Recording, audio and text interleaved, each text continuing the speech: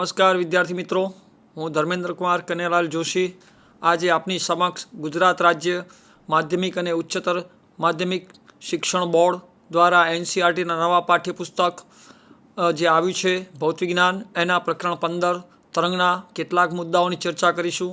આ અગાઉ પણ આપની સાથે મેં તરંગ વિશે ચર્ચા કરી હતી કે માધ્યમમાં વિક્ષોભની ગતિને આપણે તરંગ કહીએ છીએ। આ તરંગના વિવિધ પ્રકારોની ચર્ચા કરી હતી, યાંત્રિક તરંગ, બિન યાંત્રિક તરંગ એટલે કે વિદ્યુત ચુંબકીય તરંગો સાથે મિત્રો આપણે કંપ વિસ્તાર, તરંગ લંબાઈ વગેરે મુદ્દાની ચર્ચા કરી ગયેલા છીએ। અગાઉ આપણે 1 થી 4 ઉદાહરણની પણ ચર્ચા કરેલી છે, જેમાં ઉદાહરણ નંબર 2 એ આપને મેં કીધું હતું કે એક પ્રોમિસ આપ્યું છે કે એમાં વિચારવાનું છે, એ આપના માટે મેં બાકી રાખ્યું છે।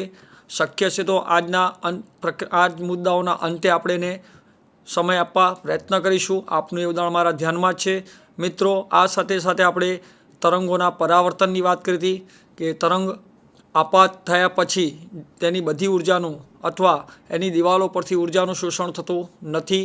2 પ્રકારની તરંગ સીમાઓ છે, ખુલ્લી સીમા હોય કાં તો જડિત સીમા હોય। જ્યારે એ જડિત સીમા પરથી પરાવર્તન પામે છે ત્યારે તેની કળામાં આપણે કીધું પાઈ જેટલો વધારો થાય છે અને તેનો આકાર ઉલટાઈ જાય છે। જ્યારે ખુલ્લી સીમા પરથી તરંગ પરાવર્તન પામે છે ત્યારે તેની કળામાં કોઈપણ પ્રકારનો ફેરફાર થતો નથી। અગાઉ આ તમામ મુદ્દાઓનો આપણે મિત્રો અભ્યાસ કરી ચૂક્યા છે। હવે આજ રોજ આપણે નવા મુદ્દા તરફ જઈશું, જેમાં છે સ્થિત તરંગો અથવા નોર્મલ મોડ્સ મિત્રો। તો સ્થિત તરંગ એટલે શું? આપણા મનમાં પ્રથમ પ્રશ્ન થાય કે સ્થિત તરંગ એટલે શું? તો આપણી પાઠ્યપુસ્તક જોઈએ જેમાં પરાવર્તન 2 કે વધુ સીમાઓ પાસે થતું હોય, અહીંયા આપણને આપણા પાઠ્યપુસ્તક જોયું જેમાં પરાવર્તન 2 કે વધુ સીમાઓ પાસે થતું હોય, જ્યાં સુધી તરંગની એક સ્થાયી ભાત રચાય ત્યાં સુધી પરાવર્તન ચાલ્યા કરે છે, આવા તરંગની ભાતને અથવા આવી તરંગની ભાતને આપણે સ્થિત તરંગ કહીએ છીએ। સ્થિત તરંગની વ્યાખ્યામાં આપણે ખરેખર તો એવું પણ કહી શકીએ કે મિત્રો 2 તરંગો સહેજ જુદી આવૃત્તિવાળા એક જ દિશામાં ગતિ કરે છે। ધ્યાન રાખો મિત્રો, આપણને અહીંયા કીધું છે કે જેમાં પરાવર્તન 2 કે વધુ સીમાઓ પાસેથી થતું હોય, જ્યાં સુધી તરંગની એક સ્થાયી ભાત રચાતી હોય ત્યાં સુધી પરાવર્તન ચાલે કરે છે, આવી તરંગ ભાતને આપણે સ્થિત તરંગ કહીએ છીએ। પણ બીજા શબ્દોમાં એવું પણ કહી શકીએ છીએ આપણે કે એક જ દિશામાં 2 તરંગો છે જેનો કંપ વિસ્તાર સમાન છે, પરંતુ તેઓ પરસ્પર વિરુદ્ધ દિશામાં ગતિ કરે છે અને સંપાતીકરણ અનુભવે છે, પરિણામે પણ ભાત રચાય છે અને સ્થિત તરંગ કહેવામાં આવે છે। એ આપણું જૂના પાઠ્યપુસ્તકની એક વ્યાખ્યા છે। એટલે આપણા પાઠ્યપુસ્તકની વ્યાખ્યા પર આપણે ધ્યાન આપવાનું છે, જેમાં પરાવર્તન 2 કે વધુ સીમાઓ પાસે થતું હોય, જ્યાં સુધી તરંગની એક સ્થાયી ભાત ન રચાય ત્યાં સુધી પરાવર્તન ચાલ્યા કરે, આવી તરંગ ભાતને સ્થિત તરંગ કહે છે। આ સ્થિત તરંગનું આપણે સમીકરણ મેળવવાનું છે। અહીં તરંગ ધન x દિશામાં ગતિ કરતા તરંગને સમાન તરંગ લંબાઈ અને સમાન કંપ વિસ્તારવાળા x અક્ષની ઋણ દિશામાં પરાવર્તન પામી મળેલા તરંગ માટે આપણે ફાઈ 0 સ્વીકારેલી છે। ફાઈ એટલે મિત્રો પ્રારંભિક કળા, આપ એનાથી પરિચિત છો। અગાઉ પ્રકરણ 14થી આપણે આ શબ્દ પ્રારંભિક કળા સાંભળતા આવ્યા છીએ। ફાઈ એ પ્રારંભિક કળા છે, એ આપણે અહીંયા શૂન્ય ધારી છે। ફરી મિત્રો મેં તમને જે કીધું તે અહીંયા આપણને સ્પષ્ટ લખીને આપ્યું છે કે x અહીં ધન x દિશામાં ગતિ કરતા તરંગ અને બીજું આપણે લે છે ઋણ x દિશામાં ગતિ કરતા તરંગ।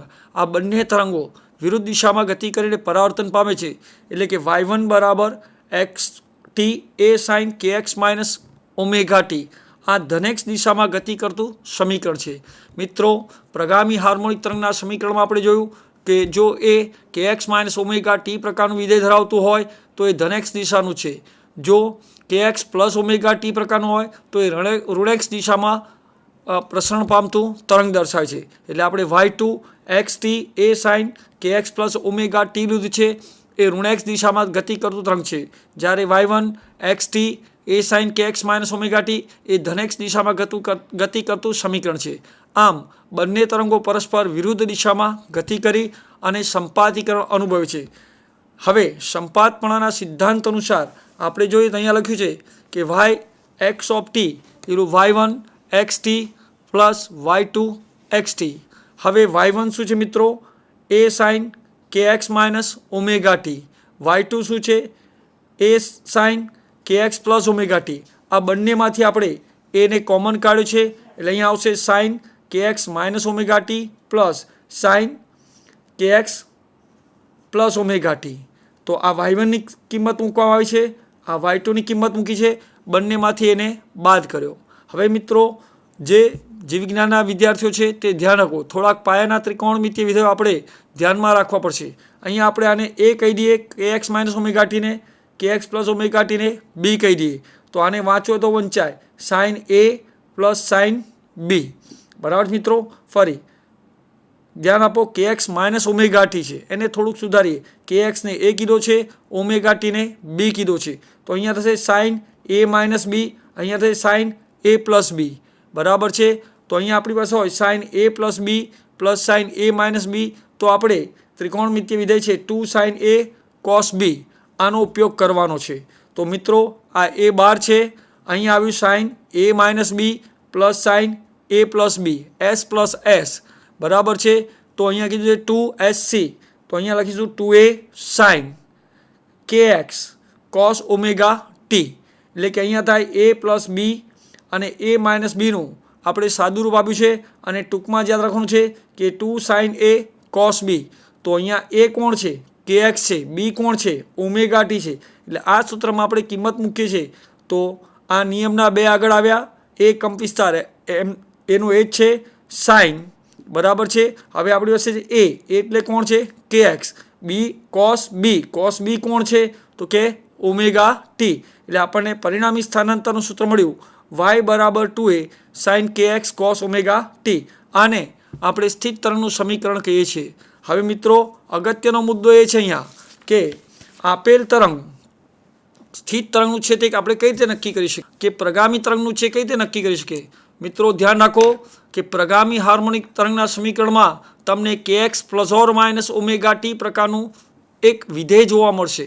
ફરી ધ્યાન રાખો, આપણને પ્રગામી હાર્મોનિક તરંગનું સમીકરણ ઓળખવું હોય તો એમાં એક સ્પષ્ટ છે કે f omega T plus or minus kx પ્રકારનું વિધેય જોવા મળે તો તે પ્રગામી હાર્મોનિકનું છે. પરંતુ જો તમને omega T plus or minus kx પ્રકારનું વિધેય જોવા ન મળે, ફરી કહું છું, omega T plus or minus kx પ્રકારનું વિધેય જોવા ન મળે તો તે તરંગ સમીકરણ પ્રગામી હાર્મોનિકનું નથી. અહીંયા બે આપણે પ્રગામી હાર્મોનિક તરંગો લીધા હતા, y1 અને y2. y1 એ ધન x દિશામાં ગતિ કરતું હતું, y2 એ ઋણ x દિશામાં ગતિ કરતું હતું. બંનેના સંપાતીકરણને અંતે આપણને જે સમીકરણ મળ્યું છે અહીંયા તમે સ્પષ્ટ જોઈ શકો છો કે આ સમીકરણ છે y બરાબર 2a sine kx cos omega t. આમાં kx માઇનસ ઓમેગા ટી કે kx પ્લસ ઓમેગા ટી જેવું કોઈ વિધેય જોવા મળતું નથી. એટલે કે આ જે પરિણામી તરંગ છે એની અંદર પ્રગામીપણાની કોઈ નિશાની જોવા મળતી નથી. તો હવે આપણે એવું પણ કહી શકીએ કે બે સમાન કંપ વિસ્તારવાળા તરંગો પરસ્પર વિરુદ્ધ દિશામાં ગતિ કરી સંપાતીકરણ અનુભવ્યું ત્યારે આમાં પ્રગામીપણાની સંજ્ઞા જોવા મળતી નથી. એટલે કે પ્રગામીપણાનો ગુણધર્મ તેઓ ગુમાવે છે. આવા તરંગને સ્થિત તરંગ કહી શકાય. અને એ જ વસ્તુ આપણે અહીંયા દર્શાવવામાં આવી છે. આ તરંગનું સ્વરૂપ omega T plus or minus kx પ્રકારનું નથી. એટલે કે આ તરંગ પ્રગામીપણાનો ગુણધર્મ ગુમાવે છે. હવે પ્રશ્ન થાય કે આ તરંગનો કંપ વિસ્તાર શું થાય? તો સ્થિત તરંગનું જે સમીકરણ છે y બરાબર 2a sine kx cos omega t, તો અહીંયા એ સ્થાનાંતર પર આધારિત છે. એટલે કે એનો કંપ વિસ્તાર 2a સાઇન kx છે. ઘણીવાર આપણે એવું પણ બોલીએ છીએ કે સ્થિત તરંગો સાઇન વિધેય છે. કેમ? તો સ્થિત તરંગો સાઇન વિધેય માટે જવાબદાર કોણ છે? તો એના કંપ વિસ્તારનું જે પદ છે 2a સાઇન kx જવાબદાર હોવાથી આપણે સ્થિત તરંગોને સાઇન વિધેય પણ કહીએ છીએ. આમ સ્થિત તરંગનો કંપ વિસ્તાર 2a સાઇન kx અનુસાર કણના સ્થાન x પર આધાર રાખે છે. પરંતુ દોરીનો દરેક ખંડ એક સમાન કોણીય આવૃત્તિ ઓમેગા અથવા આવર્તકાળ ટી થી દોલન કરે છે. ધ્યાન રાખો, અહીંયા આપણે કીધું કે કંપ વિસ્તાર x પર આધાર રાખે છે, પરંતુ દોરીનો દરેક ખંડ એક સમાન કોણીય આવૃત્તિ ઓમેગા તથા આવર્તકાળ ટી થી દોલનો કરે છે. તરંગના જુદા જુદા દોલનો વચ્ચે કોઈ કળા તફાવત હોતો નથી. તરંગભાત જમણી બાજુ પણ ખસી શકતી નથી કે ડાબી બાજુ પણ ખસી શકતી નથી. તરંગભાત એવી ને એવી જળવાય છે. આકૃતિ હવે પછીને આપણે જોઈશું એમાં વિરુદ્ધ દિશામાં ગતિ કરતા બે પ્રગામી તરંગોના સંપાતીકરણથી ઉદ્ભવતી સ્થિત તરંગની ભાત દર્શાવી છે, જે પાઠ્યપુસ્તકમાં આપણને આકૃતિ નંબર 15.12 પેજ નંબર 376 પર આપેલી છે, જે હું અહીંયા આપને દર્શાવી રહ્યો છું. મિત્રો તો અહીંયા આપણે જોઈએ તો આ જે છે તમે જોઈ શકો છો, અહીંયા બે તરંગો છે સમય ટી સાથે, આ તરંગ આ રીતે સતત આગળ વધી રહ્યું છે, બે તરંગો છે સતત આગળ વધી રહ્યા, એના પરિણામે મળતી આપણને ભાત દર્શાવેલી છે. અને જ્યાં સુધી આ સ્થાયી ભાત ન રચાય ત્યાં સુધી આ પરાવર્તનની ક્રિયા ચાલુ રહે છે એવું આપણને સ્પષ્ટ વ્યાખ્યામાં જણાવેલું છે. તો આમ બે તરંગો પરસ્પર વિરુદ્ધ દિશામાં ગતિ કરી સંપાતીકરણ અનુભવે છે ત્યારે મળતી પરિણામી ભાતને આપણે સ્થિત તરંગ કહીએ છીએ મિત્રો. ત્યાર પછી આપણી પાસે નવો મુદ્દો આવે છે મિત્રો, છે નિષ્પન્ન બિંદુ અને પ્રસ્પન્ન બિંદુ. જ્યાં સ્થિત તરંગની વાત કરી છે આપણે મિત્રો, તો સ્થિત તરંગમાં એવા કેટલાક સ્થાનો છે કે જ્યાં આગળ તરંગનો કંપવિસ્તાર શૂન્ય થતો હોય છે, તો કેટલાક સ્થાન એવા છે જ્યાં તરંગનો કંપવિસ્તાર મહત્તમ બને છે. તો જે બિંદુએ તરંગનો કંપવિસ્તાર શૂન્ય થતો હોય તેને આપણે નિષ્પન્ન બિંદુઓ કહે છે, બરાબર. અને જે બિંદુએ સ્થિત તરંગનો કંપવિસ્તાર મહત્તમ બને છે તેને આપણે પ્રસ્પન્ન બિંદુઓ કહે છે. સ્થિત તરંગનો કંપવિસ્તાર માટે આપણે પદ જોયું કે 2a sin kx જવાબદાર છે. ફરી આપણે કહીએ તો સ્થિત તરંગને આપણે સાઇન વિધેય કીધું છે, એના કંપવિસ્તાર માટે કોણ જવાબદાર છે? 2a sin kx. હવે નિષ્પન્ન બિંદુની વ્યાખ્યા આપણે કરી કે જે બિંદુએ સ્થિત તરંગનો કંપવિસ્તાર શૂન્ય થતો હોય, કંપવિસ્તાર શૂન્ય થતો હોય એટલે કે 2a sin kx પદ શૂન્ય થતું હોય, આવા બિંદુઓને આપણે મિત્રો શું કીધું છે? નિષ્પન્ન બિંદુઓ. એટલે કે અહીંયા આપણે લખીએ 2a sin kx બરાબર 0. હવે આપણે ધોરણ 10ની ભૂમિતિમાં જે બીજગણિત ભણ્યા, બરાબર, ત્રિકોણમિતિ ભણ્યા, આ બધામાં આપણે ભણ્યા છે કે ભાઈ ત્રિકોણમિતિમાં કયું સાઇન n પાઈ બરાબર શૂન્ય થાય, એટલે કે સાઇન 0 પાઈ, સાઇન 1 પાઈ, સાઇન 2 પાઈ, સાઇન 3 પાઈ, સાઇન n પાઈ બરાબર 0 થાય. એટલે અહીંયા કંપવિસ્તાર 0 થવા માટે આપણે સાઇન n પાઈ લખીશું. એનો અર્થ એવો થયો કે સાઇન kx બરાબર સાઇન n પાઈ. હવે આ બંનેને સરખાવીએ. ધોરણ 10માં કીધું છે ક્યારે પણ સાઇન કાપી શકાય નહીં. આપણે સમજવાનું છે કે સાઇનને સરખાવે છે. તો kx બરાબર શું થઈ ગયું મિત્રો? n પાઈ. ફરી ધ્યાન રાખો, અહીંયા સાઇન kx છે, અહીંયા સાઇન n પાઈ છે, આ બંનેને આપણે સરખાવી છે. તો kx બરાબર શું મળે મિત્રો? n પાઈ. જ્યાં n બરાબર આપણે શું લખી શકીએ? 0, 1, 2, 3 લઈ શકીએ છીએ. હવે k એટલે શું? તો k બરાબર 2 પાઈ બાય લેમડા તરંગ સંખ્યા છે ઇન્ટુ x બરાબર n પાઈ. તો k ની જગ્યાએ આપણે શું મૂક્યું મિત્રો? k ની જગ્યાએ મૂક્યો 2 પાઈ બાય લેમડા, બરાબર. જ્યાં લેમડા તરંગ લંબાઈ છે તો k ની જગ્યાએ 2 પાઈ બાય લેમડા મૂક્યા, x નો x છે, અહીંયા આવ્યા n પાઈ. હવે એમાંથી આપણે x ને સૂત્રનો કરતા બનાવવાનો છે મિત્રો. ફરી x ને સૂત્રનો કરતા બનાવતા પહેલાં આપણે સરખાવી છે. તો આ પાઈ પાઈ બંને બાજુ જે કટ થશે તો આપણે કહીએ રદ થશે, કેન્સલ થશે, એટલે અહીંયા વધે છે 2x અપોન લેમડા બરાબર n, જેમાંથી x ને આપણે સૂત્રનો કરતા બનાવીએ. જો x ને સૂત્રનો કરતા બનાવીએ તો શું થશે? n lambda by 2. એટલે કે અહીંયા આપણે x ને અહીંયા રાખીએ છીએ, આ લેમડા ઉપર જાય છે અને 2 છેદમાં આવે છે, પાઈ પાઈ તો આ ઓલરેડી કેન્સલ થઈ ગયા છે. એટલે x બરાબર આપણને કયું પદ મળ્યું? n લેમડા બાય 2 મિત્રો. જ્યાં ફરી આપણે વિચારીએ n બરાબર શું છે? 0, 1, 2, 3, પરંતુ આપણો છેડો જડિત છે એટલે કે x બરાબર 0 ગણ્યું. આપણે x બરાબર 0 ગણીએ તો હવે આપણી પાસે નવો નંબર આવે છે 1, 2, 3. તો આપણે આની અંદર 1 મૂકીએ તો x બરાબર 1 લેમડા બાય 2 એટલે કે લેમડા બાય 2 મળ્યું. ફરી ધ્યાન રાખો, x બરાબર 1 લઈએ તો આપણને શું મળ્યું? Lambda by 2. હવે આગળ જઈએ, n બરાબર 2 લે મિત્રો. તો વિદ્યાર્થી મિત્રો x બરાબર 2, n બરાબર 2 મૂકીએ તો x બરાબર 2 લેમડા બાય 2. ફરી 2 2 કેન્સલ થાય તો વધશે લેમડા, બરાબર છે. આ પ્રથમ નિષ્પન્ન બિંદુ છે, આ દ્વિતીય નિષ્પન્ન બિંદુ છે. હવે n બરાબર 3 લઈએ તો અહીંયા આવશે 3 લેમડા બાય 2, બરાબર મિત્રો. તો ત્રીજું નિષ્પન્ન બિંદુ 3 લેમડા બાય 2. હવે તે જ રીતે તમે n બરાબર 4 લો તો 4 લેમડા બાય 2, 4 ભાગ્યા 2 એટલે કે 2 મળશે. અહીંયા આપણે દર્શાવ્યું છે 2 લેમડા. આમ વિવિધ બિંદુઓ આપણે શોધી શકીએ કે n બરાબર 1, 2, 0, 1, 2, 3, 4 n સુધી લઈ શકીએ. તો આ મેં 4 સુધી દર્શાવ્યું. ત્યાર પછી ડોટ ડોટ ડોટ કરીને કીધું કે તમે n બિંદુઓ લો તો x બરાબર n લેમડા બાય 2 અંતરે આપણને નિષ્પન્ન બિંદુ મળે છે. ફરી નિષ્પન્ન બિંદુ એટલે શું મિત્રો? કે સ્થિત તરંગનો જે બિંદુએ કંપવિસ્તાર શૂન્ય બને તેને આપણે નિષ્પન્ન બિંદુ કહે છે. નિષ્પન્ન બિંદુ કંપવિસ્તાર શૂન્ય થવા માટે કોણ જવાબદાર છે? તો આપણે બોલ્યા કે ભાઈ સ્થિત તરંગનું સમીકરણ છે y બરાબર 2a sin kx cos omega t. એમાં જે આપણે બોલ્યા 2a sin kx એ કંપવિસ્તાર માટે જવાબદાર છે. અહીંયા kx sin kx બરાબર આપણે શું લીધું 0, kx sin kx બરાબર 0 લીધું, પણ સાઇનની કિંમત ક્યારે શૂન્ય મળશે? તો ત્રિકોણમિતિ આપણે ધોરણ 10 સુધી ભણ્યા એમાં આવ્યું છે n sin nπ બરાબર 0, અને આ સમીકરણોને સરખાવતા આપણે x ને સૂત્રનો કરતા બનાવ્યો અને એમાંથી મળ્યું n λ/2. nની વિવિધ કિંમતો મૂકી, જેને કારણે આપણને પ્રથમ નિષ્પન્ન બિંદુ મળ્યું λ/2 અંતરે, બીજું નિષ્પન્ન બિંદુ મળે છે λ અંતરે, ત્રીજું નિષ્પન્ન બિંદુ મળે છે 3λ/2, ચોથું મળ્યું 2λ. હવે મિત્રો તમે વિચારો, પ્રથમ નિષ્પન્ન બિંદુ λ/2 અંતરે, બીજું λ અંતરે, તો હવે આ બે ક્રમિક થયા, પ્રથમ અને દ્વિતીય, તો એની વચ્ચેનું અંતર કેટલું થાય? તો આપણે કહીએ ભાઈ બીજાનું અંતર ઓછા પ્રથમનું અંતર, તો λ ઓછા λ/2, તો મિત્રો તમને મળશે λ/2. કોઈ વિદ્યાર્થી એવું કહે કે ના સર આપણે વધારે ચેક કરવું છે, તો તૃતીય છે 3λ/2 અને દ્વિતીય છે λ, એનો પણ તફાવત લો, તો 3λ/2 માઇનસ λ એટલે કે 1.5 λ માઇનસ λ બરાબર 0.5 λ એટલે કે λ/2. આ મિત્રો ધ્યાન રાખો, કોઈ પણ બે ક્રમિક, શબ્દ સાંભળજો, કોઈ પણ બે ક્રમિક નિષ્પન્ન બિંદુઓ વચ્ચેનું અંતર હંમેશા λ/2 મળે, એટલે કે તરંગ લંબાઈ કરતાં અડધું મળે છે. તમારે ચોથા અને પાંચમા વચ્ચે જોઈતું હોય તો પણ એ રીતે આપણે વિચારીએ, પાંચમાનું થશે 5λ/2 અને ચોથાનું થશે 3λ/2, એટલે કે 2.5 λ ઓછા 2λ બરાબર 0.5 λ, ફરી 0.5 λ એટલે λ/2. આમ કોઈ પણ બે ક્રમિક નિષ્પન્ન બિંદુઓ વચ્ચેના અંતર આપણને હંમેશા λ/2 મળે છે મિત્રો. તો અહીં અંતરોએ આપેલા બિંદુઓએ આપણે વિવિધ અંતરો જોયા, x બરાબર λ/2, λ, 3λ/2, 2λ, nλ/2 વગેરે બિંદુએ આપણને નિષ્પન્ન બિંદુઓ મળે છે, એટલે કે x બરાબર 0 છેડેથી કીધું છે.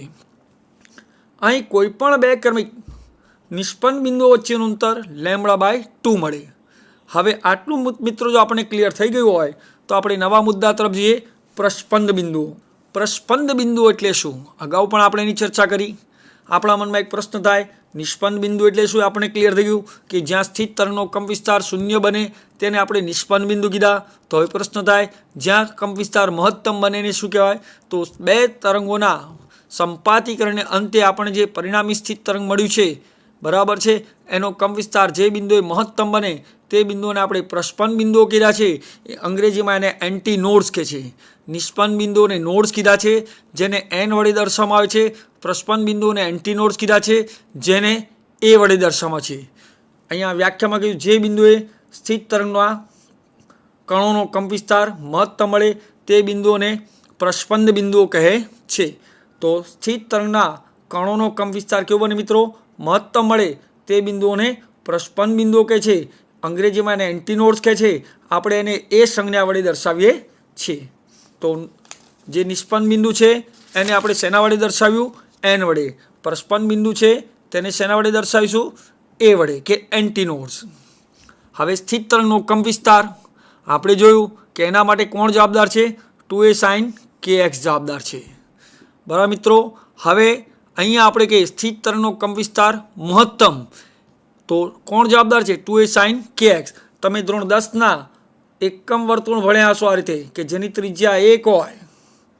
એકમ વર્તુળ ભણ્યા હશો જેની ત્રિજ્યા કેટલી હોય? 1. અહીંયા આપણે પ્રથમ છે કોસ દર્શાવે છે અને દ્વિતીય છે સાઇન દર્શાવે 0. માફ કરજો, પ્રથમ છે કોસ છે એટલે 1 આવશે અને દ્વિતીય સાઇન છે 0 આવશે. અહીં આગળ આપણે લખીએ છીએ 0, 1, એટલે કે સાઇનનું મહત્તમ મૂલ્ય 1 છે. એ રીતે અહીંયા આવશે -1 અને 0, એટલે કોસની કિંમત કેટલી છે? -1 છે અને સાઇનની કિંમત 0 છે. તે જ રીતે અહીંયા આવશે 0, -1. આ એકમ વર્તુળ તમે ભણ્યા છો, એટલે એમ કહી શકીએ કે ભાઈ સાઇનની મહત્તમ કિંમત +1 છે અને -1 છે, એટલે કે સ્થિત તરંગનો મહત્તમ કંપવિસ્તાર +1 અથવા આપણને -1 મળશે. આ એકમ વર્તુળ ધોરણ 9-10ની અંદર આપણે જે ત્રિકોણમિતિ ભણ્યા એમાં આ વસ્તુ આવી ગયેલી છે. એટલે જીવવિજ્ઞાનના વિદ્યાર્થીઓ એવું ગભરાવાની જરૂર નથી કે આ વસ્તુથી અમે પરિચિત નથી. મિત્રો, આપણે નીટ, JEE જેવા સ્પર્ધાત્મક પરીક્ષાઓ આપવાની છે ત્યારે આપણે એકદમ માનસિક રીતે દ્રઢ બનીને આપવાનું છે. આપણી પાસે જ્ઞાન છે જ, માત્ર એ જ્ઞાનને આપણે બહાર લાવવાનું છે. આ ત્રિકોણમિતિ ધોરણ 9-10ની છે. આપણને જો થોડું ઘણું પણ 9મા 10માનો પાયો યાદ હોય તો એને ફરી એકવાર પુનરાવર્તન કરો અને એના ઉપરથી આપણે સહેજ નજર કરીશું તો આપણને તમામ બાબતો ત્રિકોણમિતિની યાદ આવશે અને આપણા માટે બહુ સરળ વિષય છે. એટલે અહીંયા આપણે કીધું છે કે પ્રસ્પંદ બિંદુ, જે બિંદુ પાસે સ્થિત તરંગના કણનો કંપવિસ્તાર મહત્તમ બને તે બિંદુને પ્રસ્પંદ બિંદુ કીધા છે. સ્થિત તરંગના કંપવિસ્તાર માટે 2a sin kx પદ જવાબદાર છે. અહીંયા 2a sin kx ની કિંમત આપણે +1 અથવા -1 લેવાની છે. એટલે હવે આપણને વિચાર થાય કે +1 કિંમત ક્યારે મળે તો π/2 એ મળે. -1 ક્યારે મળે? મેં જે એકમ વર્તુળ બનાવ્યું એમાં ઉપરના બિંદુ આપણે π/2 કહે છે અને નીચેનું બિંદુ છે એને 3π/2 કહે છે. તો સાઇનની કિંમત મહત્તમ એટલે કે +1 ક્યારે મળે? π/2 એ. -1 ક્યારે મળે? 3π/2 એ. એનો અર્થ થયો કે π/2, 3π/2, 5π/2, 7π/2, 9π/2, 11π/2 એનો અર્થ કે એકી π/2 સંખ્યાઓ થઈ. હવે એકી સંખ્યાઓ દર્શાવવા માટે આપણે 2n+1 અથવા 2n-1/2 નો ઉપયોગ કરીએ છીએ. અહીંયા આપણને થોડુંક જુદી રીતે આપ્યું છે કે n+1/2 કાં તો n-1/2. કેટલાક સંદર્ભ પુસ્તકો આપ અભ્યાસ કરશો તો એમાં -1/2 પણ લીધા હોય અને આપણા પાઠ્યપુસ્તકમાં મિત્રો એમણે લીધું છે કે +1/2. એટલે અહીંયા n+1/2 પાઈ વડે દર્શાવેલું છે. તો ફરી 2a sin kx બરાબર +or-1 sin kx બરાબર sin n+1/2 પાઈ. એટલે કે અહીં જો 1 લઈએ અથવા 0 લઈએ, 0 લઈએ તો 0 + 1/2 એટલે આપણને કિંમત મળશે π/2. જો n બરાબર 1 લઈએ તો 1 + 1/2 બરાબર 3π/2. જો તમે 2 લો તો 2 + 1/2 બરાબર 3π/2. એટલે કે આ કિંમતો સાઇનની એકી સંખ્યાઓ આવશે, જેના માટે કાં તો કંપવિસ્તાર +1 બનશે કાં તો કંપવિસ્તાર -1 બનશે. હવે આ બંને સમીકરણોને સરખાવતા sin kx બરાબર sin n+1/2 પાઈ આપણે સરખાવવાનું છે. જે કાર્ય આપણે સ્થિત તરંગોમાં કર્યું એ જ કાર્ય આપણે સ્થિત તરંગના નિષ્પન્ન બિંદુઓમાં કર્યું એ જ કામગીરી હવે આપણે પ્રસ્પંદ બિંદુ માટે કરવાની છે. આ બંને સમીકરણને સરખાવતા આપણે જોઈ શકીએ છીએ કે kx બરાબર n+1/2 પાઈ મળે છે. જ્યાં n બરાબર હમણાં જ આપણે ચર્ચા કરી તેમ 0, 1, 2, 3 અપ ટુ n સુધી લઈ શકાય. હવે k ની કિંમત અગાઉ પણ આપણે મૂકી ગયા છે. k બરાબર શું છે મિત્રો? 2π/λ. એટલે અગાઉના મુદ્દાનો આપણે અભ્યાસ કરેલો હોય તો આપણને કોઈ દ્વિધા આવતી નથી. તો k બરાબર 2π/λ મૂકતા અહીંયા x બરાબર આપણે l પણ મૂકી શકીએ છીએ, કારણ કે દોરીની લંબાઈ l છે, બરાબર છે. x પણ રાખી શકાય અને આ બાજુ આવ્યું n+1/2 પાઈ. તો 2π/λ = l અથવા x પણ મૂકી શકાય. 2π/λ × x અથવા 2π/λ × l = n+1/2 પાઈ મળે. હવે એમાંથી આ પાઈ આપણે રદ કરીએ તો અહીંયા શું વધ્યું? 2l/λ. અહીં વધ્યું n+1/2. એમાંથી l અથવા જેને આપણે કે x પણ કહી શકાય એને સૂત્રનો કરતા બનાવીએ તો આને અહીંયા રાખીએ છીએ એટલે લાંબડા જશે સામેની બાજુએ, 2 જશે છેદમાં. તો મિત્રો x બરાબર l બરાબર n+1/2 λ/2. હવે મિત્રો આને લસા લીધો એટલે થઈ ગયું 2n+1 આખાના છેદમાં 2. એ 2ને આની સાથે મલ્ટીપ્લાય કરી દીધા એટલે અહીંયા થઈ ગયું 4. તો અહીંયા લસા લીધો 2n+1/2 × λ/2 બરાબર છે. આ 2 ને 2 ગુણાકાર થયો એટલે 4 મળ્યા. તો સૂત્ર થઈ ગયું x બરાબર l બરાબર 2n+1 λ/4. આ થઈ પ્રસ્પંદ બિંદુઓ માટેના શરત કે કયા અંતરે પ્રસ્પંદ બિંદુ રચાશે. તો જ્યાં આગળ આપણે એની વિવિધ કિંમતો લઈ શકીએ 0, 1, 2, 3, 4 વગેરે.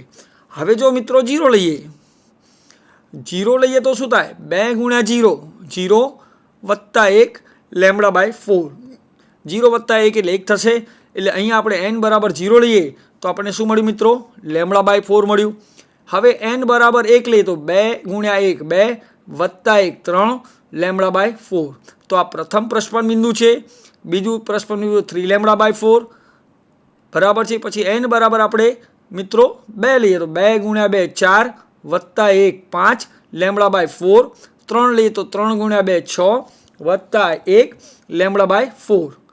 એટલે કે 6 + 1 7 λ/4. આમ nની વિવિધ કિંમતો આપણે મૂકતા જઈએ તો આપણને વિવિધ પ્રસ્પંદ બિંદુઓ મળે છે. અહીંયા λ/4 પ્રથમ પ્રસ્પંદ બિંદુ છે, 3 λ/4 દ્વિતીય પ્રસ્પંદ બિંદુ છે, 5 λ/4 એ તમારું તૃતીય પ્રસ્પંદ બિંદુ છે, 7 λ/4 એ તમારું ચતુર્થ પ્રસ્પંદ બિંદુ છે. હવે પ્રશ્ન થાય કે આગળ આપણે એવું ભણ્યા મિત્રો કે પ્રશ્ન સીધો ને સાદો છે. આગળ આપણે ભણ્યા કે બે ક્રમિક નિષ્પન્ન બિંદુઓ વચ્ચેનું અંતર કેટલું. તો પ્રથમ નિષ્પન્ન બિંદુ ક્યાં આવ્યું હતું? λ/2 અંતરે. દ્વિતીય નિષ્પન્ન બિંદુ ક્યાં હતું? λ/a. તો આ બે અંતરો વચ્ચેનો આપણે શું લીધો? તફાવત લીધો.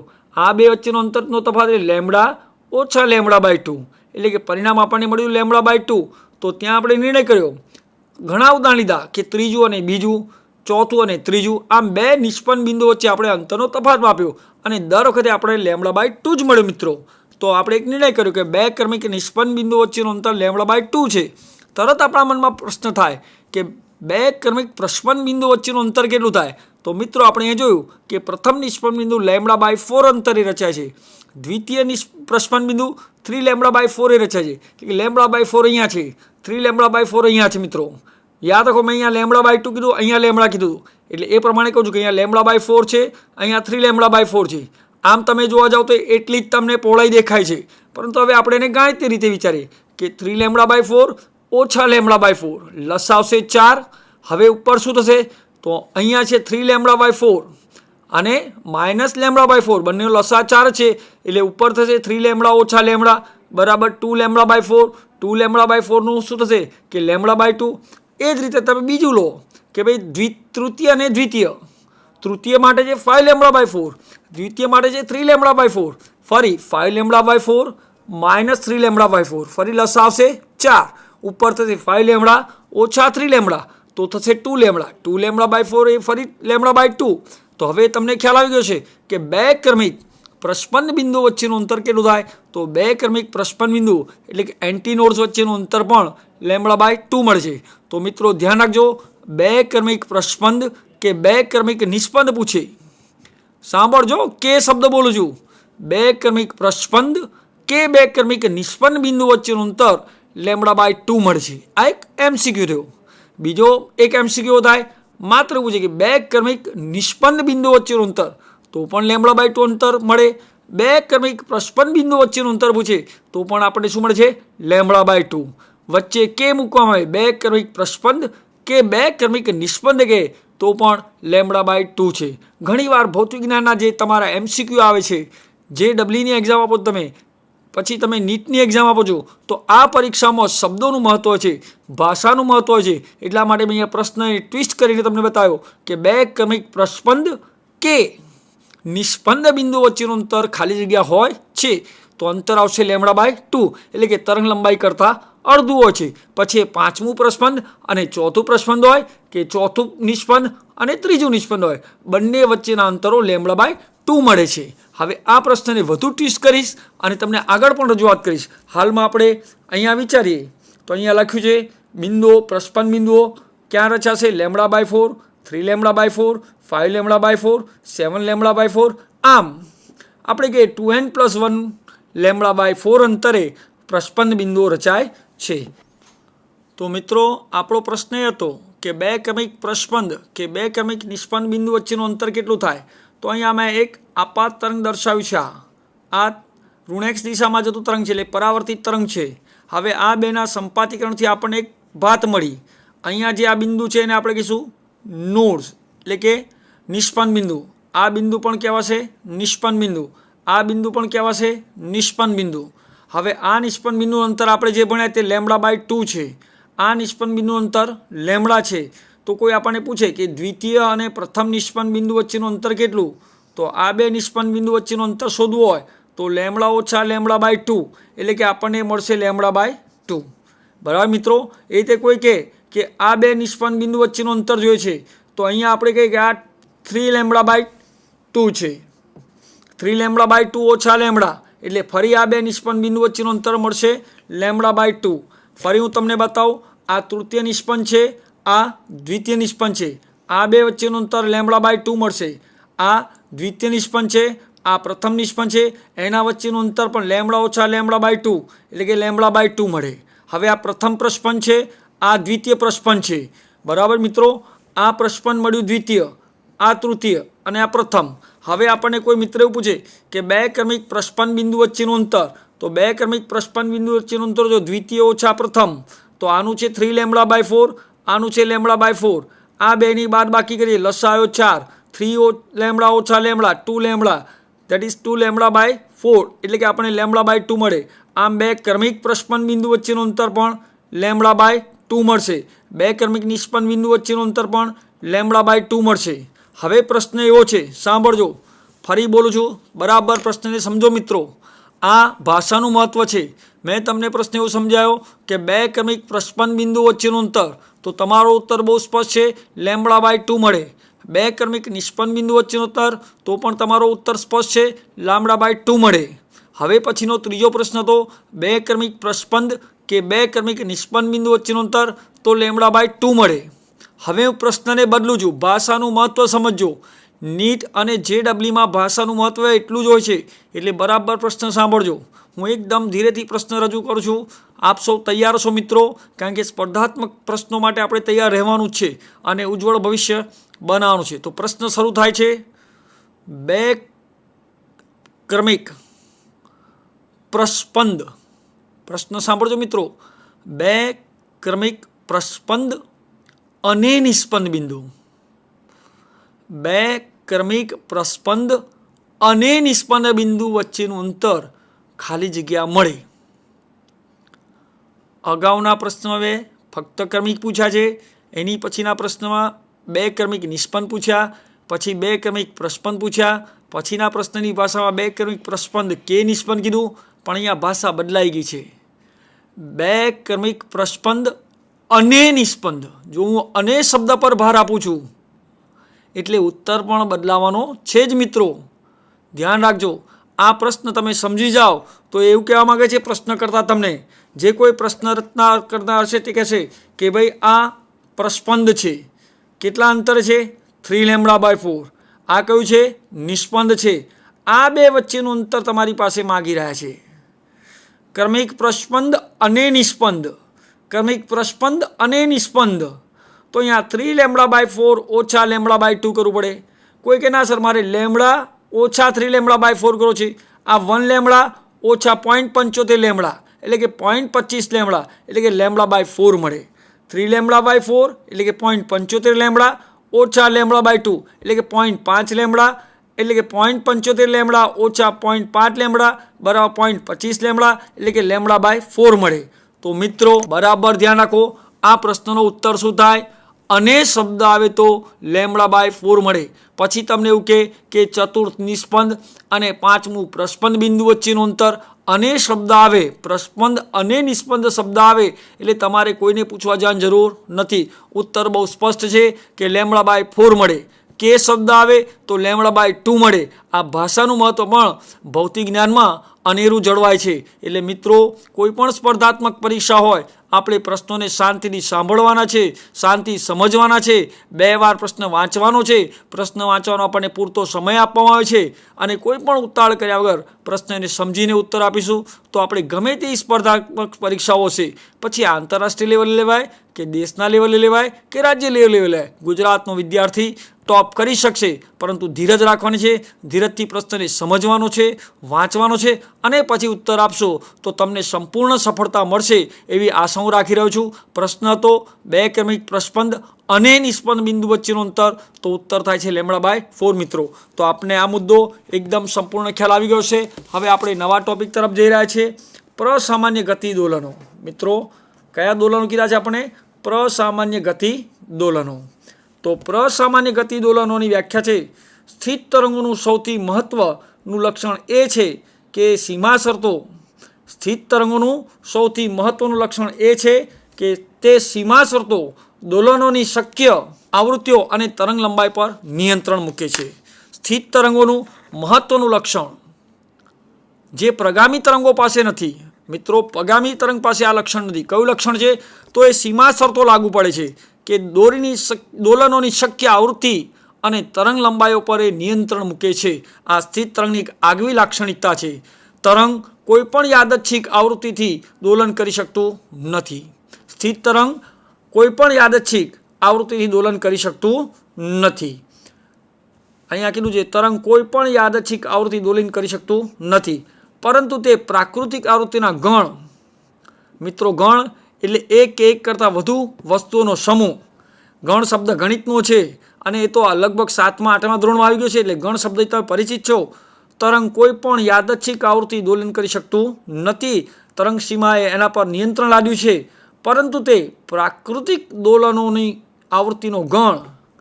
આવા દોલનોને નોર્મલ મોડ્સ, નોર્મલનું ગુજરાતી થાય છે પ્રસામાન્ય, બરાબર છે, ગતિ દોલનો. નોર્મલ મોડ્સનું ગુજરાતી છે પ્રસામાન્ય ગતિ દોલનો દ્વારા લાક્ષણિક બનેલું છે.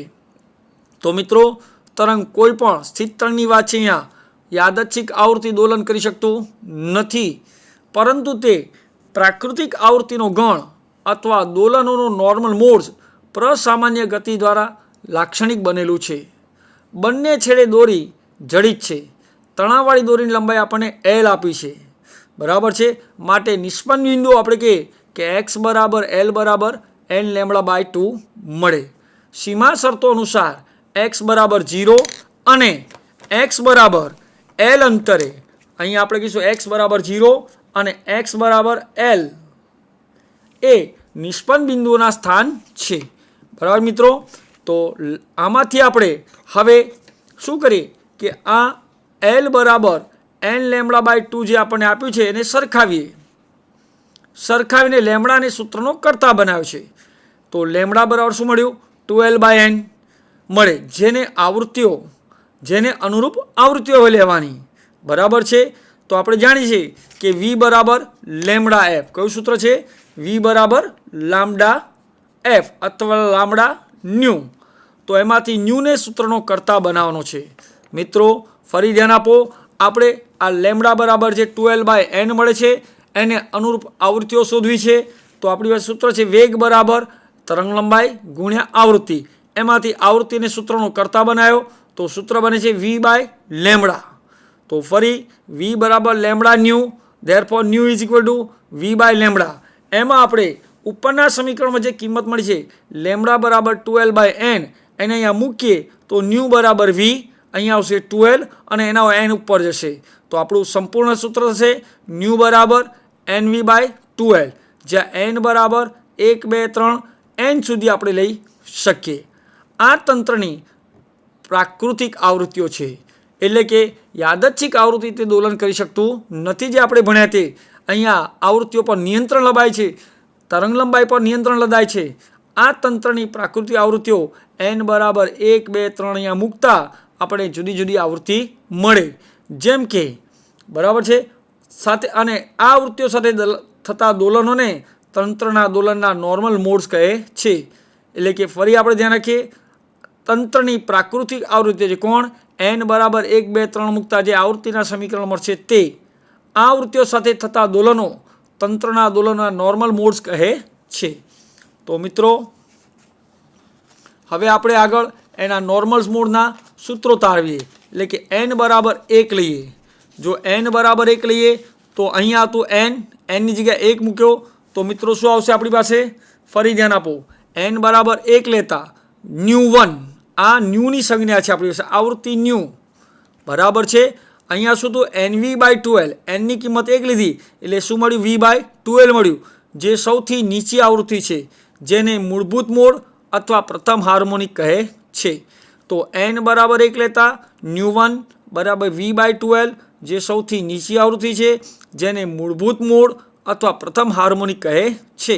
હવે n બરાબર 2 લઈએ, એટલે અહીંયા સૂત્રમાં n હતો એની જગ્યાએ 2 મૂક્યા તો ન્યુ 2 બરાબર 2V/2L.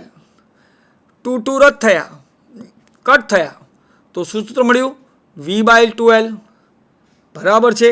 પરંતુ મિત્રો એક થોડીક નજર દોડાવીએ આપણે. તો આ આગળ પણ આપણે ભણવાનો અગત્યનો મુદ્દો છે કે અહીંયા આપણે લખ્યું કે ન્યુ 2 બરાબર 2V/2L.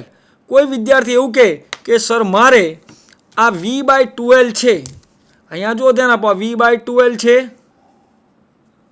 બરાબર. હવે કોણ બહાર રહ્યું? 2. હવે V/2L એટલે તો શું છે મિત્રો? V/2L બરાબર ન્યુ 1. તો આ જે V/2L ની જગ્યાએ જો હું ન્યુ 1 મૂકું તો ન્યુ 2 બરાબર શું મળ્યું? 2 ન્યુ 1, બરાબર છે મિત્રો. શું મળ્યું? 2 જેને આપણે દ્વિતીય હાર્મોનિક કહીએ છીએ. તો n બરાબર 2 લેતા ન્યુ2 બરાબર 2v/2l લખી શકાય અથવા v/l લખી શકાય. પણ v/2l ની કિંમત અહીંયાથી જો આપણે મૂકીએ તો એને શું કહેવાય? ન્યુ1 કહેવાય. તેથી અહીંયા મળશે 2 તો ન્યુ2 બરાબર 2 આ એટલે કે મૂળભૂત આવૃત્તિ કરતાં એ બમણી મળે છે. n બરાબર 3 લઈએ તો ન્યુ3 બરાબર 3v/2l. શું આવ્યું? 3v/2l. n ની કિંમત 3 મૂકી, પાછા v/2l ને આપણે આમ પસંદ કરી લઈએ તો તરત તમારા મનમાં હવે થઈ ગયો છે કે સર શું કહેવા માગે છે? v/2l ની જગ્યાએ ન્યુ1 મૂકો તો ન્યુ3 બરાબર 3v1 મળે, જેને તૃતીય હાર્મોનિક કહે છે. અહીં આપણે વધારે લેવું હોય તો n બરાબર 4 લઈએ તો ન્યુ4 બરાબર 4v/2l એટલે કે 4 મળે. આમ દરેક આવૃત્તિ એ શું છે આપણી પાસે? તો મૂળભૂત આવૃત્તિના પૂર્ણ ગુણાંકમાં છે. આગળ જતાં તમે એને ક્વોન્ટાઇઝેશન શબ્દથી પણ નવાશો અથવા બોલશો કે અહીંયા આવૃત્તિઓનું ક્વોન્ટાઇઝેશન થાય છે. હવે મિત્રો આપની સમક્ષ વિવિધ આકૃતિઓ અહીંયા હું રજૂ કરી રહ્યો છું. આ આકૃતિઓ ધ્યાનથી જુઓ. પ્રથમ આપણને કીધું છે n બરાબર 1 માટેની આકૃતિ છે. n બરાબર 1. n બરાબર 1 લઈએ તો અહીંયા આપણને જે આવૃત્તિ મળી તેને મૂળભૂત આવૃત્તિ કીધી છે અથવા પ્રથમ હાર્મોનિક કીધી છે. n બરાબર 1 લેતા મળતો આકાર આપણે દર્શાવ્યો છે જેને મૂળભૂત આવૃત્તિ અથવા પ્રથમ હાર્મોનિક કીધી છે. ધ્યાન રાખો, n બરાબર 1 લેતા એક જ બંધ ગાળો રચાય છે. એક નોડ્સ મળે, એન્ટી નોડ્સ મળે છે અને એક નોડ્સ મળે છે. આ બિંદુએ એન્ટી નોડ્સ એટલે કે પ્રસ્પંદ બિંદુ મળશે. અહીંયા છેડા પર શું મળશે? નિષ્પન્ન બિંદુ મળશે. હવે n બરાબર 2 લઈએ મિત્રો તો આપણે જોઈ શકીએ છીએ અહીંયા કે n બરાબર 2 લેતા અહીંયા એક નિષ્પન્ન બિંદુ અહીંયા રચાયું, બીજું છેડા પર રચાયું એટલે કે 2 નિષ્પન્ન બિંદુ મળ્યા. 2 પ્રસ્પંદ બિંદુ તમને મળે છે મિત્રો. આ 2 પ્રસ્પંદ બિંદુઓ છે જ્યાં મેં ઉપર એ દર્શાવ્યા છે. તો હવે તમને ખ્યાલ આવ્યો n બરાબર 1 હોય તો એને મૂળભૂત આવૃત્તિ અથવા પ્રથમ હાર્મોનિક કીધી. n બરાબર 2 લઈએ તો 2 બંધ ગાળા રચાય છે. અહીંથી પરાવર્તન પામી તરંગ આમ આવે છે જેને બીજી હાર્મોનિક કહે છે.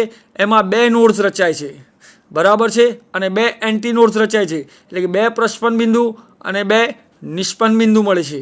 તે રીતે n બરાબર 3 લીધા તો 3 બંધ ગાળા રચાયા, આપણે 3 પ્રસ્પંદ બિંદુ મળશે, 1 2 ને 3. તે રીતે 3 પ્રસ્પંદ બિંદુ મળશે, 1 2 ને 3 મિત્રો. હવે n બરાબર 4 લેતા 4 બંધ ગાળા રચાય છે, 4 નિષ્પન્ન બિંદુઓ રચાશે. આ પ્રસ્પંદ બિંદુ છે 1 2 3 4 પ્રસ્પંદ બિંદુઓ રચાશે મિત્રો. અને તે રીતે 1 2 3 4 નિષ્પન્ન બિંદુઓ રચાશે જેને આપણે ચોથી હાર્મોનિક કહીશું. ઉપરની આકૃતિને અહીંયા વાત કરીએ અને ત્રીજી હાર્મોનિક કહે છે. આમ આપણને મૂળભૂત આવૃત્તિ, પ્રથમ હાર્મોનિક, બીજી આવૃત્તિ, n બરાબર 2 લેતા બીજી હાર્મોનિક, n બરાબર 3 લેતા ત્રીજી હાર્મોનિક, n બરાબર 4 લેતા ચોથી હાર્મોનિક જેમાં બંધ ગાળાની સંખ્યા 4 છે, n બરાબર 5 લેતા પાંચમી હાર્મોનિક, બંધ ગાળાની સંખ્યા 5 મળે છે, 5 પ્રસ્પંદ બિંદુઓ મળે છે. n બરાબર 6 લઈએ તો છઠ્ઠી હાર્મોનિક મળે છે, 6 બંધ ગાળા રચાય છે, 6 પ્રસ્પંદ બિંદુઓ રચાય છે, 3 અહીંયા જુઓ 1 2 3 4 5 6 પ્રસ્પંદ બિંદુ રચાયા. તે જ રીતે 6 નિષ્પન્ન બિંદુ રચાશે, 1 2 3 4 5 6. આને છઠ્ઠી હાર્મોનિક કહે છે. આનો મતલબ એક થયો કે મિત્રો n બરાબર આપણે જુદી જુદી કિંમતો લઈએ. ફરી ધ્યાન રાખજો કે અહીંયા જે પરાવર્તિત થતી જે તરંગ છે એના કારણે આપણે nના જુદા જુદા કિંમતો લેતા આપણને શું મળ્યું મિત્રો? n બરાબર 1 લીધું તો આપણે જોઈ શકીએ છીએ n બરાબર 1 લેતા એક બંધ ગાળો મળ્યો એટલે કે બંધ ગાળાની સંખ્યા 1 છે. n બરાબર 2 લેતા 2 બંધ ગાળા રચાય છે, 2 પ્રસ્પંદ બિંદુ 2 નિષ્પન્ન બિંદુ મળે છે. n બરાબર 3 લેતા 3 બંધ ગાળા રચાય છે જેને ત્રીજી હાર્મોનિક કીધી, 3 નિષ્પન્ન બિંદુ અને 3 પ્રસ્પંદ બિંદુઓ મળે છે. આમ જેટલા n લઈએ એટલા બંધ ગાળા આપણને અહીંયા જોવા મળે છે, બરાબર મિત્રો. અને એ બંધ ગાળાને કારણે આપણને પ્રસ્પંદ બિંદુઓ અને નિષ્પન્ન બિંદુઓની વિવિધ કિંમતો મિત્રો મળે છે. હવે આગળનો મુદ્દો છે કે એક છેડો ખુલ્લો અને બીજો છેડો બંધ હોય તેવી નળી. ધ્યાન રાખો, આપણી પાસે જુદા જુદા વાજિંત્રો હોય છે, બરાબર, વાંસળી હોય છે, બરાબર, માઉથ ઓર્ગન હોય છે. તો આ બધા વાજિંત્રોની અંદર ઘણીવાર એવું બને કે બંને છેડા ખુલ્લા હોય, કાં તો એક છેડો બંધ હોય, બરાબર છે. તો અહીંયા કીધું છે એક છેડો ખુલ્લો અને બીજો છેડો બંધ હોય તેવી કોઈ નળીની રચના હોય તો એને આપણે ક્લોઝ પાઇપ કહીએ છીએ. ફરી એક છેડો માત્ર બંધ હોય અને એક છેડો ખુલ્લો હોય તો તેવી નળીને આપણે ક્લોઝ પાઇપ કહીએ છીએ. અને એની અંદર થતા હવાના સ્તંભના દોલનોનો આપણે અભ્યાસ કરવાનો છે. તો મિત્રો, ક્લોઝ પાઇપ એટલે કે બંધ નળીના માં રહેલી હવાના સ્તંભના દોલનોનો આપણે અભ્યાસ કરવાનો છે. અંશતઃ પાણીથી ભરેલી કાચની એક નળી, અંશતઃ પાણીથી ભરેલી કાચની એક નળી આનું ઉદાહરણ છે. આપણી પાસે કાચની એક નળીમાં પાણી ભરેલું હોય, પાણીના સંપર્કમાંનો છેડો એ જે છે ત્યાં નિષ્પન્ન બિંદુઓ રચાશે, જ્યારે ખુલ્લો છેડો છે ત્યાં પ્રસ્પન્ન બિંદુઓ રચાશે.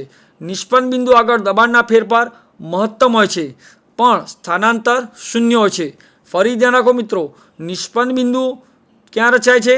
તો પાણીના સંપર્કમાં રહેલા છેડા પર. અને જ્યાં ખુલ્લો છેડો છે ત્યાં કયા બિંદુઓ રચાય છે?